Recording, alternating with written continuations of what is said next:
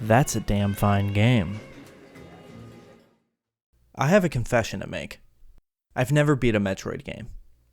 What makes it worse is that I've played a couple of them, but they're not the games that purists may suggest one should play to have an understanding of the series. I have an older cousin that had a GameCube, and while visiting his family on vacation sometime between 2002 and 2004, I got to play Metroid Prime for all of 20 minutes. I remember being intrigued, but I couldn't understand where to go and had no idea what I was doing. In my defense, I was jumping into the middle of my cousin's game, and I remember noticing that the first-person shooter controls didn't feel as good as that Halo game I played at a friend's house, but despite that, Prime managed to spark a flame of interest in me for the series. Turn the clocks forward to 2006, and while seeing the ads for Metroid Prime Hunters, I knew I had to have it. A first-person shooter on the Nintendo DS? It had to be good, but boy was I wrong. It controlled terribly, but that didn't stop me from playing Prime Hunters for months. Despite never finishing the story mode, I absolutely loved the world and the characters. I even went a little crazy with my MySpace page back in the day by adding all sorts of banners and GIFs from the game. Shout out to the photo bucket users that were making and uploading all of those, by the way. I was a little obsessed, but even I will admit how strange that is in hindsight. Even in terms of gaming, there are far better Metroid games to be obsessed with, but I just didn't have access to them. Back in 2016, I had a job at GameStop for a brief period of time, and in that time, I accumulated quite a bit of gaming merch. One of these acquisitions was this Metroid box art on stretched canvas. I had it hanging for a while, but despite my obsession with Metroid Prime Hunters, I always felt like a bit of a fake fan, so when I moved, I never hung it back up. Well, that changes today. With the recent release of Metroid Dread, I bought the game, a Pro Controller, and even one of those newfangled OLED Switches. That way, I could capture gameplay as I previously only owned a Switch Lite. In this video, I want to talk about my experience with Dread and what it was like to finally beat a Metroid game. Treat your lost assets with care, ladies. Let's find out if the risk outweighs the reward. During my playthrough, I meticulously made my way through ZDR and really enjoyed the world Mercury Steam created, but that came with its own set of challenges. I've never really had much experience with the games titularly referred to as Metroidvanias, so it took me a while to truly grasp the connection between the world, the abilities acquired, and the map itself. There were a handful of times where I was straight up lost, and there's really nothing the game does to tell you that you're going the wrong way, other than create a series of dead ends. I would basically run into every room and stress test it for weak points, oftentimes to no avail. Instead, I was met with complete and utter frustration. Instead of pointing the finger at the game, I took a moment to make sure I hadn't missed something. I knew I needed to shoot around for breakable blocks, thanks to a hint at the beginning of the game, and what I also refer to as the Jaffe incident. Sorry, Mr. Jaffe. But I even sifted through the mission logs and took long, laborious looks at the map. Eventually, it dawned on me. Maybe the ability I just acquired is the key. That probably sounds like a no-brainer to most of you, but for me, it was a revelation. I looked at the mission log, saw my last acquired ability, then looked at the map to see where I acquired it, and then followed the trail of opportunities to use the new ability, and voila! It leads to an unexplored area of the map. I made a beeline back to where I diverted from the path and continued using my new ability to progress. At first, I thought that the opportunities to use the new ability were just the game implementing cleverly designed tutorials, but really, they were even more cleverly leading me to the next area.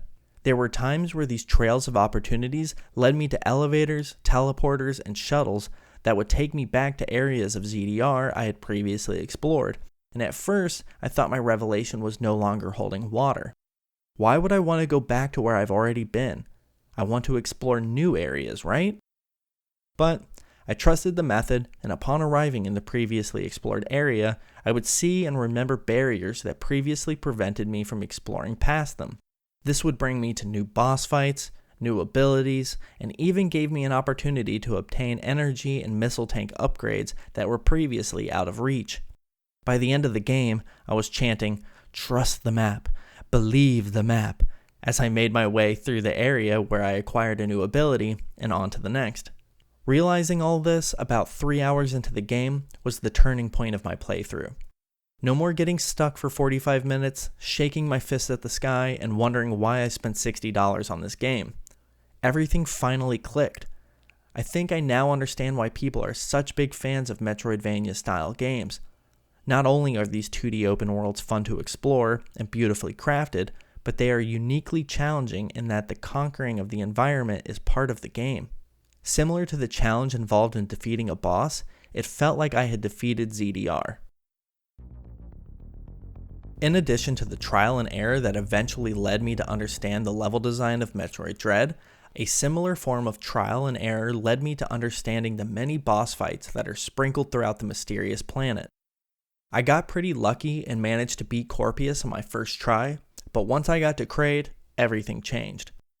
Kraid effectively made me question existence itself, but a mixture of my determination to beat the game and the procedural nature of the boss fights themselves enabled me to continue getting better. While Corpius lulled me into a false sense of security and showed me how cool these boss fights could be, Kraid kicked my teeth in and set the tone for the rest of the game's boss fights. If I wanted to see the credits of this game, I would have to earn it.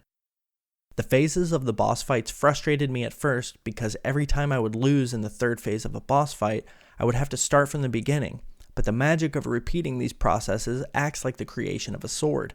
You put it in the fire, take it out, put the hammer to it, cool it down, and if it's not good enough, back in the fire it goes. You do that 100 times and you have a damn fine sword.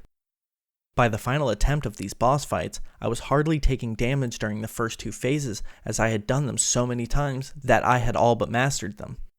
I started out as a Metroid noob, and by the end of the game, I had become worthy of a promotion from the Galactic Federation Army.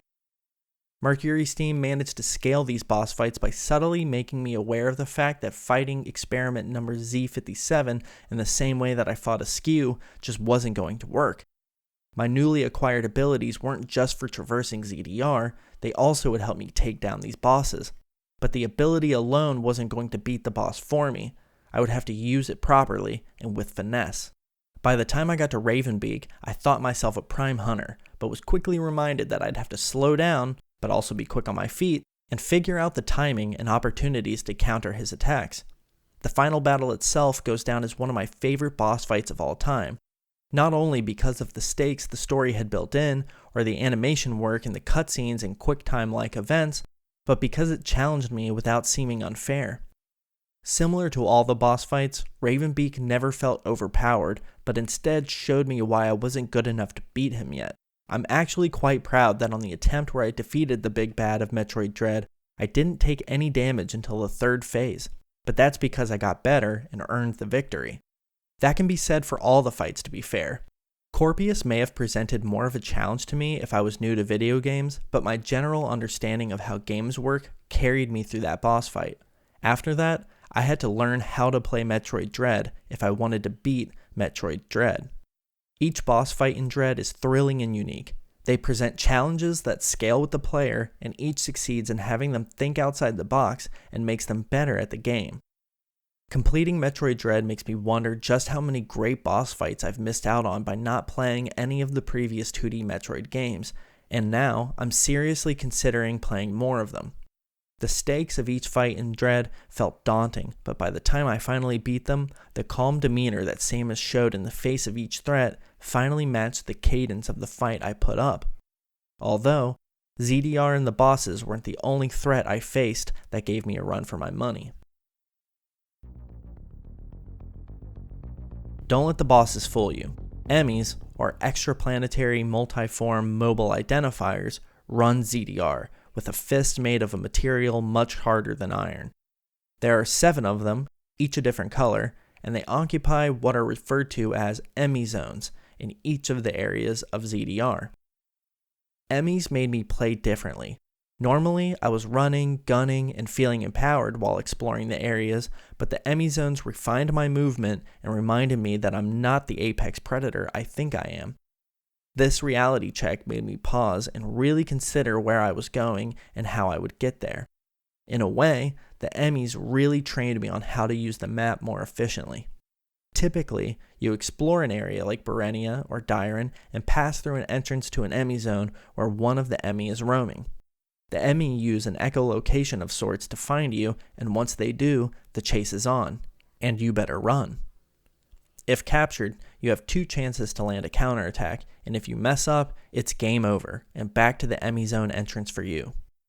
In addition to teaching me how to better read the map, the E.M.M.Is made me better at timing counterattacks.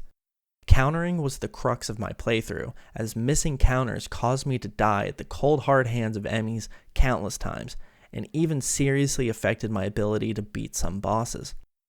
A well-timed counter could either buy me time to escape an E.M.M.I zone, or trigger a quick time-like event during a boss fight that allowed me to launch a full frontal assault of missiles, and if the E.M.M.Is hadn't forced me to get better at that, I may have tried to beat the game without countering at all. The only way to destroy an E.M.M.I is to find the central unit for the area you are in, destroy it, absorb the unique, albeit temporary, energy that converts the arm cannon to the Omega cannon, and use it to obliterate the E.M.M.I in that area. To destroy an E.M.M.I, you must create enough distance between you and the murderous automaton to fire the Omega stream at the armor plating on the E.M.M.I's face. Once removed, create more distance, charge the Omega Blaster, and use it to vaporize the exposed face of the E.M.M.I. The E.M.M.I are equal parts exhilarating to run from and terrifying at the same time, but a joy to defeat. The yellow E.M.M.I in particular is the bane of my existence, as it was the fastest and most difficult to evade, in my opinion. Destroying an E.M.M.I grants an ability, but also a thrill similar to that of a boss fight. The E.M.M.I are a unique threat to Metroid Dread and add an element to the game that really made it stand out for me. I imagine going back to older entries in the franchise will feel like something is missing, and maybe I just don't know if the E.M.M.I are in Dread in place of something else from previous games, but the inclusion of the additional threat makes me excited to see what Mercury Steam will think of next. Metroid Dread is a great game, full stop. The world is atmospheric, the characters and story are interesting, and the sense of achievement I felt in completing it was second to none in 2021. All that mixed with the level design, the boss fights, and the E.M.M.Is make it the forerunner for my personal game of the year, and that's coming from a huge Ratchet & Clank fan. I'm so glad that I bought Metroid Dread and gave the series another try. If Dread is any indication of what the previous 2D Metroid games are like, then I have quite a few great games to check out. I'm considering going back and playing Super Metroid, as I've heard it's a lot of people's favorite game of all time. I'm also really looking forward to Metroid Prime 4, although I feel I may need to get caught up on the lore. Maybe if I can find a way to play them, I'll give them a go.